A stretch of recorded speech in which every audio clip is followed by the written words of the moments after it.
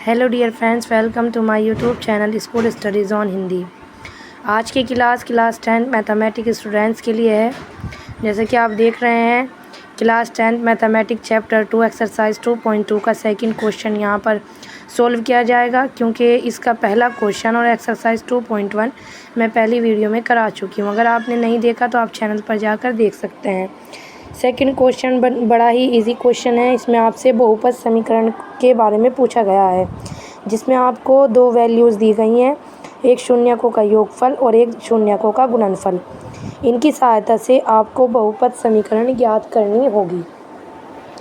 तो देखिए, जैसा कि आप देख रहे हैं कि शून्यकों का योगफल आपको दे दिया गया है, शून्यकों का गुणनफल आपको दे दिया गया है। तो इसे इनके द्वारा, इनकी हेल्प से दो तरीके हैं बहुपद समीकरण ज्ञात करने के।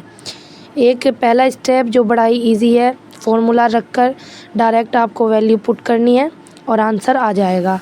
सेकंड जो आपका है वो थोड़ा सा सॉल्यूशन मांगता है, उसमें सोल्व करना है, उसके बाद आंसर आ जाएगा, तो वो थोड़ा लेंथी है।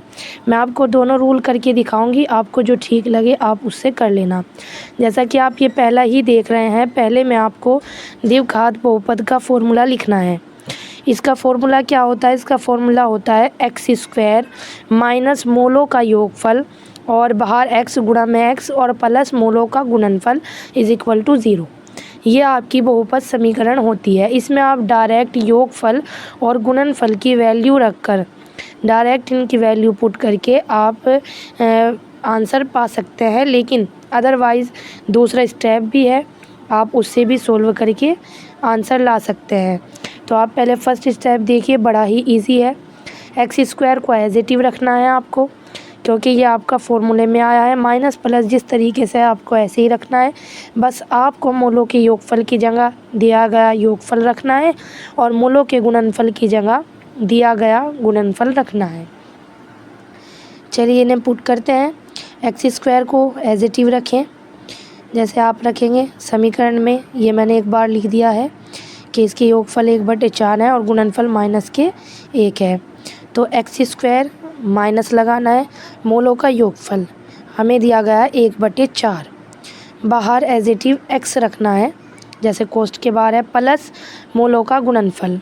मूलों का गुणनफल जो है वो है -1। क्या है? -1।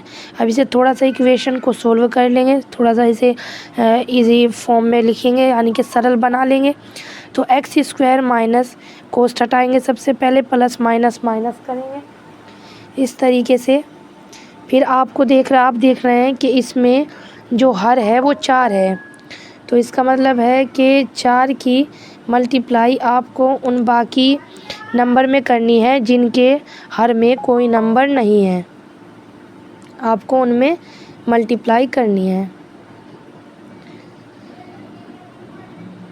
तो आपने जैसे कि 4x² माइनस के 1x माइनस के 4 इज इक्वल टू 0, तो ये आपके यहाँ पर बहुपद समीकरण आ गई। ठीक है, ये आपका आंसर है। अदरवाइज़ मैं दूसरा भी तरीका आपको बता देती कि बड़ा ही आसान है, डायरेक्ट फार्मूला रखना है, वैल्यू पुट करनी है आपको, और कुछ ज़्यादा नहीं करना।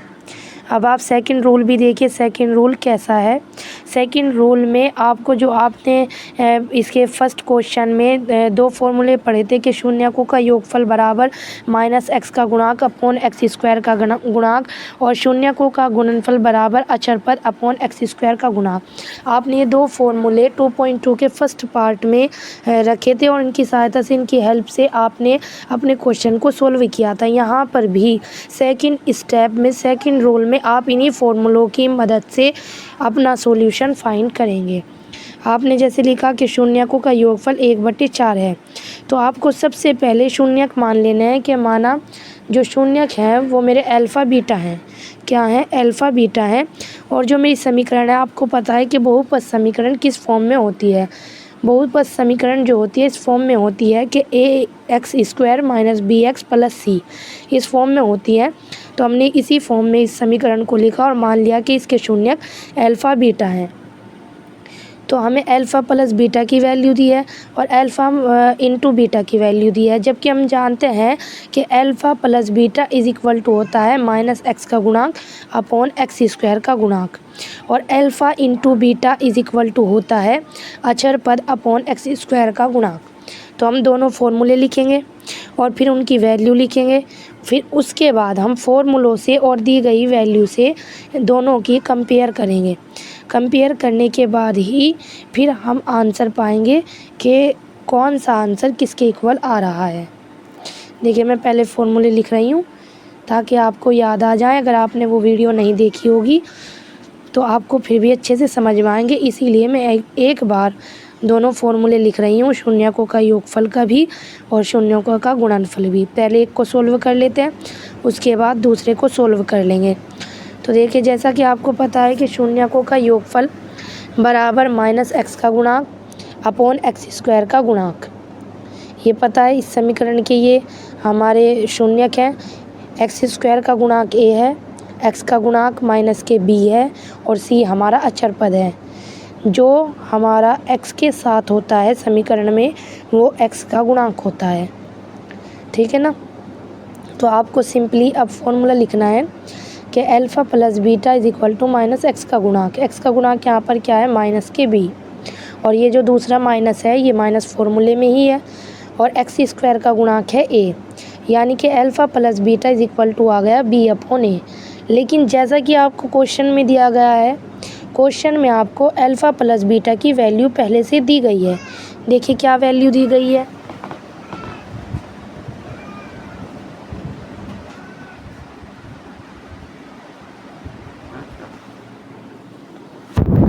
आपको वैल्यू दी गई है 1/4, लेकिन यहाँ पर फॉर्मूले के अकॉर्डिंग वैल्यू आ रही है बी अपॉन ए।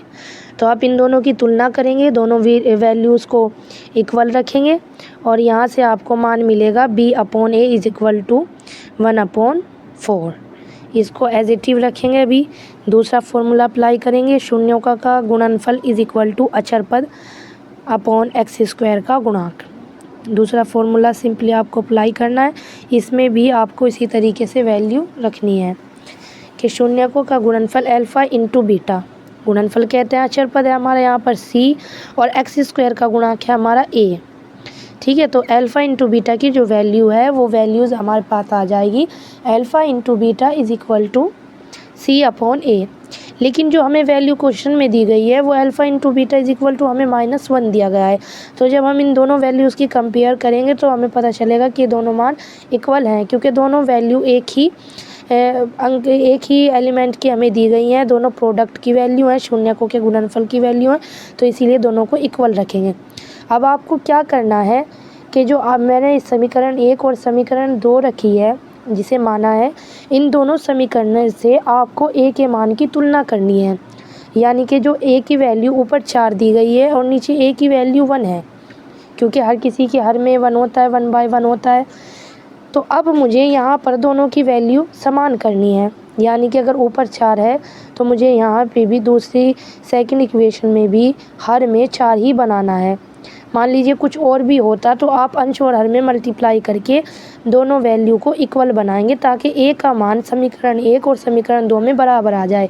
क्योंकि अगर ए का मान दोनों समीकरण में बराबर आ गया तो आप फिर बी के सामने वाला मान बी का रख सकते हैं और सी के सामने वाला मान सी का रख सकते हैं।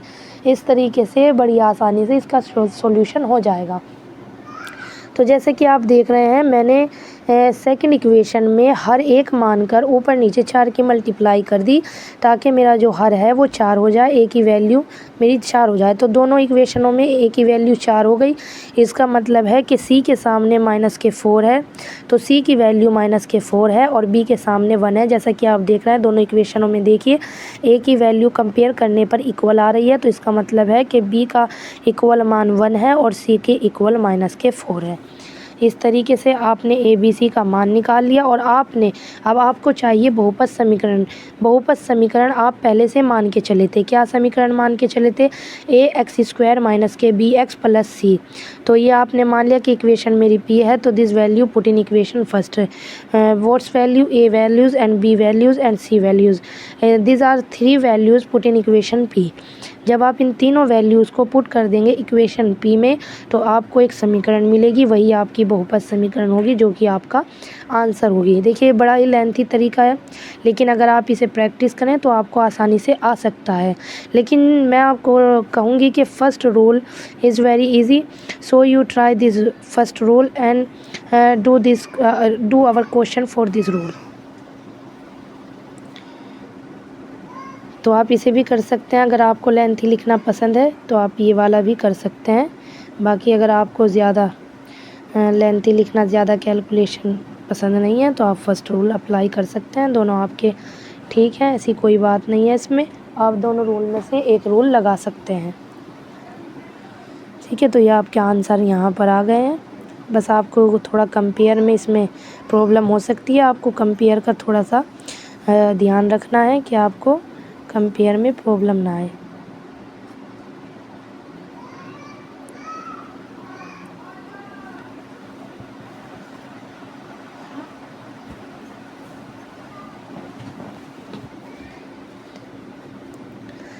अब देखिए सेकंड क्वेश्चन, √2 1/3 मूलों का योगफल आपको √2 दिया गया है और मूलों का गुणनफल आपको 1/3 दिया गया है।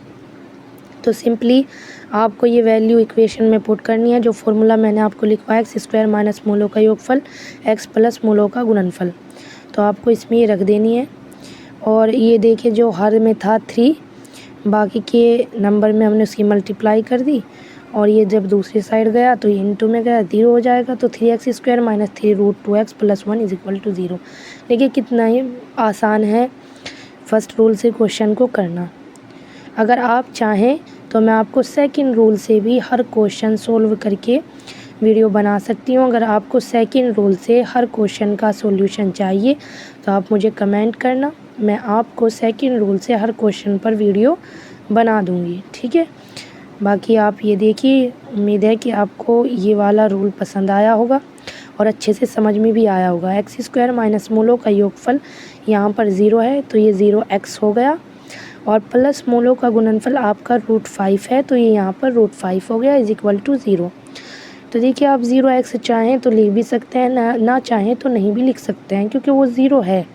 आप डायरेक्ट इसका आंसर x² + के √5 = 0 भी रख सकते हैं क्योंकि वो 0 है, यानी कि वहाँ पर योगफल आपका जो है वो 0 मिला है, योगफल का कोई एग्जैक्ट मान नहीं है।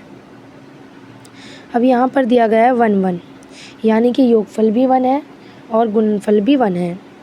तो आप क्या करेंगे, डायरेक्ट इक्वेशन मैं बार बार इसलिए लिख रही हूँ ताकि आपको भी अच्छे से प्रैक्टिस हो जाए। आप भी जब अपनी नोटबुक में नोट करें तो आप भी इसे बार बार ही लिखना ताकि आपको भी ये फॉर्मूला लिखते लिखते ही याद हो जाए। x² - मूलों का योगफल x + मूलों का गुणनफल = 0। x² रखा आपने एज इट इज़, माइनस मूलों का योगफल जो है आपका वो 1 है और बाहर x + मूलों का गुणनफल यानी कि 1 = 0। ये आपकी इक्वेशन हुई। इसमें आपको मल्टीप्लाई करने की ज़रूरत नहीं है क्योंकि यहाँ पर कोई डिनोमिनेटर नहीं है जो आप उसके डिनोमिनेटर के अकॉर्डिंग उसका न्यूमेरेटर इक्वल करेंगे, बैलेंस करेंगे। ये डायरेक्ट सिंपली आपको पुट करना है। अगर हाँ आपका अपॉन में वैल्यू दी होती है तो आपको फिर उसकी मल्टीप्लाई करनी होती है ताकि आपका जो हर है वो सभी के डिनोमिनेटर में इक्वल आए, जो आपके हर की वैल्यू है सबके हर में।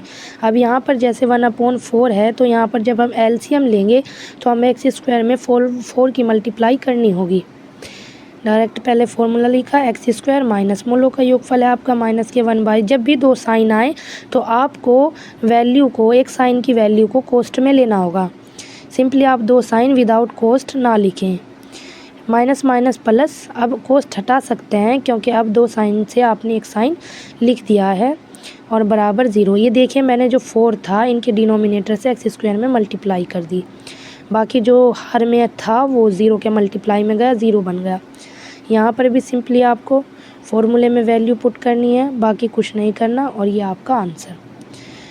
चलिए मैं इस क्वेश्चन को सेकंड रूल से भी करके थोड़ा सा देख लेते हैं, ताकि आपको सेकंड रूल भी प्रैक्टिस हो जाए। इसे करके देखते हैं, क्योंकि ये विदाउट आपका डिनोमिनेटर है, इसमें हर नहीं है, तो सेकंड रूल से ये आसानी से हो जाएगा। इसमें भी ज़्यादा वक्त नहीं लगेगा, ज़्यादा टाइम इसमें स्पेंड नहीं होगा। बस आपको सिंपली फॉर्मूले रखने हैं जो आपके शून्यकों की योगफल और गुणनफल के फॉर्मूले हैं। समीकरण मान लेना, समीकरण आपकी हमेशा इस फॉर्म में ही होती है, ax² - bx + c, और इसके शून्य का आपको अल्फ़ा बीटा मान लेना है। आप चाहें तो कोई भी मान सकते हैं, आप PQ मान लें, RS मान लें, TR मान लें, कोई भी आप मान सकते हैं, ठीक है। बाकी आपको शून्यकों का योगफल का फॉर्मूला लगाना है। शून्यकों का योगफल = -x का गुणांक अपॉन x² का गुणांक, इस तरीके से आपको लगाना है। और फिर डायरेक्ट आपको अल्फ़ा + बीटा = x का गुणांक है आपका यहाँ पर -b, और x² का गुणांक है आपका यहाँ पर a।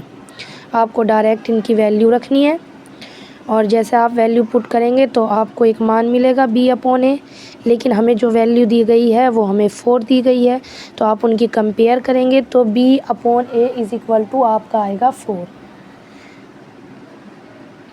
b/a = आपको आएगा 4, क्योंकि आप दोनों वैल्यूज़ की कंपेयर करेंगे। क्योंकि देखिए अगर 2 + 2 करें तो 4 आ रहा है, आपका 2 + 2 4 आ रहा है। और अगर आप 8/2 लिखें, 2 × 8, वो भी आपका 4 है। तो आपकी वैल्यू बटे में है, मल्टीप्लिकेशन में है या एडिशन में है, इससे फ़र्क नहीं पड़ता। फ़र्क पड़ता है कि आपका आंसर अलग नहीं होना चाहिए। तो यहाँ पर देखिए अल्फ़ा + बीटा = b/a है, और अल्फ़ा + बीटा = आपका 4 है, जो क्वेश्चन में दिया गया है। तो हैं तो दोनों अल्फ़ा + बीटा के मान, तो इसीलिए हम इन दोनों को इक्वल रख सकते हैं। जैसा मैंने आपको पहले क्वेश्चन में करके दिखाया था, इसमें भी सेम इसी तरीके से कंपेयर करनी है। लेकिन मैं पहले फॉर्मूले लिख रही हूँ, फॉर्मूले से वैल्यू आपको इस तरीके से इजी पड़ जाएगा, थोड़ा क्रिटिकल नहीं होगा। तो अल्फ़ा + बीटा की वैल्यू आई, अल्फ़ा × बीटा की वैल्यू आई, लेकिन हमें दोनों वैल्यू कुछ और दी गई हैं। यहाँ पर हमारे पास जो वैल्यू आई हैं वो चर में आई हैं, लेकिन जो हमें वैल्यू दी गई हैं क्वेश्चन में वो हमारी अचर में है, यानी कि एग्जैक्ट मान है।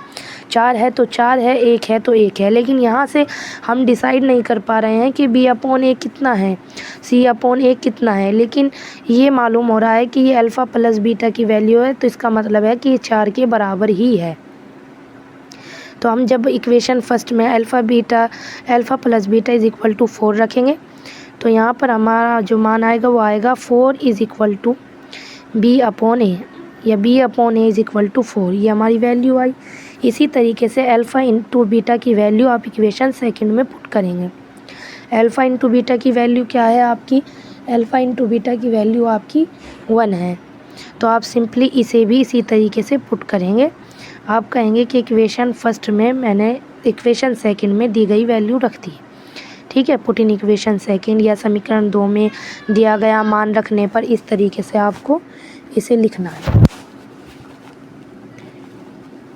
फिर इसके बाद आप इनकी कंपेयर करेंगे कि जबकि मान अल्फ़ा × बीटा का जो मान होता है वो c/a होता है, तो c/a = आ गया 1। अब मैंने आपको क्या कहा था कि आपको a का मान इक्वल करना है दोनों इक्वेशनों में।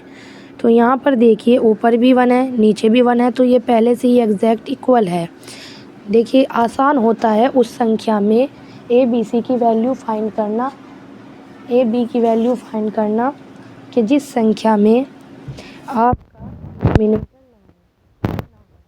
हो, ठीक है। तो आपका 1 है यहाँ पर, b आपका 4 हो गया, c आपका 1 हो गया।